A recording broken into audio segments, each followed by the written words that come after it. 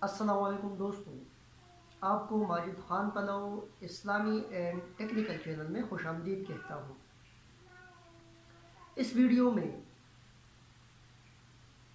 Injection یا drip سے روزہ توڑنے کے متعلق مسائل آپ کو بتاؤں گا۔ اگر ویڈیو پسند آئے تو ویڈیو لائک کیجیے، چینل سبسکرائب کیجیے اور بیل آئیکن پریس کیجیے۔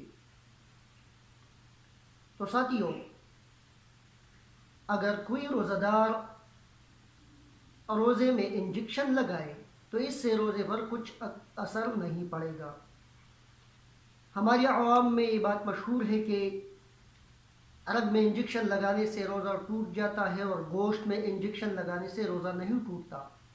تو یہ غلط بات ہے۔ چاہے گوشت میں انجیکشن لگائے چاہے رگ میں انجیکشن لگائے، اس سے روزے پر کچھ اثر نہیں پڑے گا۔ مطلب انجیکشن لگانا روزے کے لیے نہ مکروہ ہے اور نہ ہی روزے کے لیے مفسد ہے۔ بلا خوف و خطر اگر کسی کو تکلیف ہو تو انجیکشن لگا سکتا ہے، چاہے رگ میں ہو چاہے گوشت میں ہو۔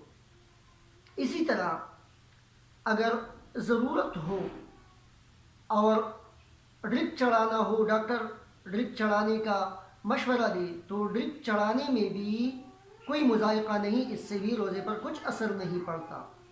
البتہ اگر طاقت کے لیے کوئی ڈرپ چڑھا رہا ہو تو اس سے روزہ مکروہ ہو جاتا ہے، لیکن فاسد نہیں ہوتا اس سے بھی، اس لیے کہ رگ اور گوشت کے ذریعے جسم میں جو دوا داخل ہو جاتی ہے یہ منفذ صحیحہ نہیں ہے۔ اس پر تمام علماء کرام کا اتفاق ہے۔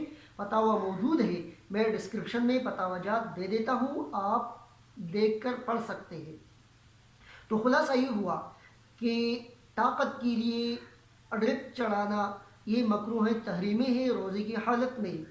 اور اگر ضرورت ہو، یعنی ڈاکٹر نے کسی کو ڈرپ چڑھانے کا کہا ہو، مثال کے طور پر کسی کا پیٹ خراب ہے یا سر چکرا رہا ہو اور ڈاکٹر ان کو ڈرپ چڑھانے کا کہہ دے تو اس سے روزے پر کچھ اثر نہیں پڑتا، مکروہ بھی نہیں ہے۔ اور انجیکشن چاہے گوشت میں ہو چاہے رگ میں ہو، اس سے روزے پر کچھ اثر نہیں پڑتا۔